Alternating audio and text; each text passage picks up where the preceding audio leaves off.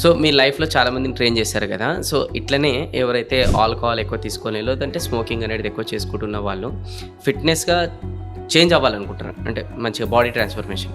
But ఒక side addiction కూడా ఎక్కువుంది వాళ్ళకి. కొన్ని వందల మందిని ట్రాన్స్ఫార్మ్ చేశారు మెంటల్గా, ఫిజికల్గా. హ్మ్. కానీ రీసెంట్గా నేను చూశాను 148 కేజెస్ పర్సన్ వచ్చాడు నా దగ్గర. ఓకే. డైలీ 1 బాటిల్ విస్కీ తాగేవాళ్ళు. హుహు. ఏజ్ ఎంత ఉంటుంది అనుకున్నారు? 23 ఇయర్స్ అంతే. Oh my God! 23. హ్మ్.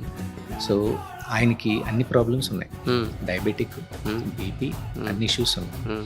సో ఈయన్ని లాస్ట్ 8 monthsలో హ్మ్. మీరు నమ్మరు 40 కేజెస్ తగ్గాడు. గ్రేట్.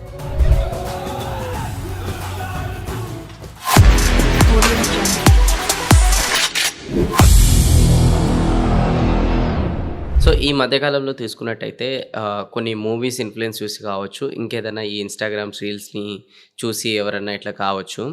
చాలామంది యూత్ అనేది స్మోకింగ్‌కి ఎక్కువ అలవాటు పడ్డారు. అలానే ఈ ఆల్కహాల్ కూడా ఎక్కువ అలవాటు పడ్డారు. సో ఇందులో నుంచి బయటికి రాలేకపోతున్నారు.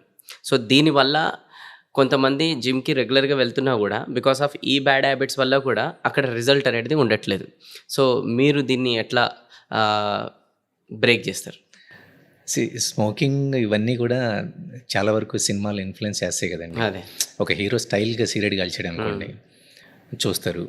For example block buster movies కూడా వాళ్ళు జానీ వాకర్ బ్లాక్ లేబుల్ పట్టుకొని క్లైమాక్స్లో కేజీఎఫ్ ఇవన్నీ చూశారు కదా. సో ఇవన్నీ కూడా ఇన్ఫ్లుయెన్స్ చేస్తూ ఉంటాయి. టీనేజ్, యంగేజ్ ఆ ఏజ్లో చాలామంది ఇన్ఫ్లుయెన్స్ అవుతారు. సో బిట్వీన్ 16 నుంచి 22, 23 మధ్యలో. రైట్. ఆ టైంలో మంచి చాలా సరదాగా ఉంటుంది, చాలా ఏదో బజ్ క్రియేట్ అయిన ఫీలింగ్ ఉంటుంది. కానీ స్లోగా ఏమవుతుందంటే వాళ్ళు చేసే పనులన్నీ కూడా పోస్ట్పోన్ చేసుకోవాల్సి వస్తుంది. And the same time human life ఎలా ఉంటుందంటే నాకు తెలిసి దేవుడు మనకు ఒక మెకానిజంని క్రియేట్ చేశాడు. సో ఈ మెకానిజంకి ప్రతి ఒక్క ఆర్గానికి ఒక ఇంపార్టెన్స్ ఇచ్చి దాని డ్యూటీ దాన్ని చేసుకునే విధంగా ఒక ప్రాపర్ మనకి దొరికే సోర్సెస్ నుంచి మంచి ఫుడ్ని కూడా మనకి అన్ని సోర్సెస్ని మనకి క్రియేట్ చేశారు.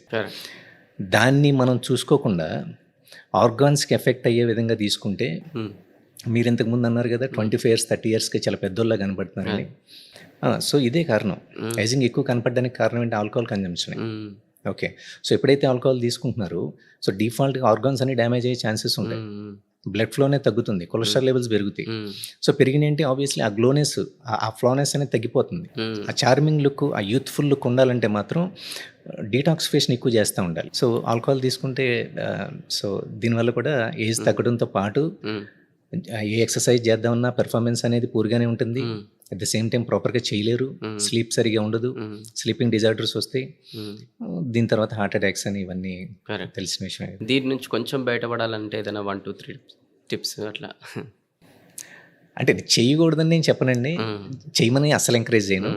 బట్ ఏం చేసినా మోడరేట్ అమౌంట్ ఆఫ్ లెవెల్లో చేస్తే అది ఏదైనా అన్నీ మన దగ్గర ఉన్న ప్రాపర్ సోర్సెస్ని మనం ఎంజాయ్ చేయొచ్చు. ఫర్ ఎగ్జాంపుల్ మీకు స్వీట్స్ అంటే ఇష్టం, ఎప్పుడైనా ఇష్టం ఉంటే మీరు ఫర్ ఎగ్జాంపుల్ చిన్న ఫంక్షన్కి వెళ్ళారు, డిజర్ట్స్ బాగుంటే ఒక 2 డిజర్ట్స్ తింటారు.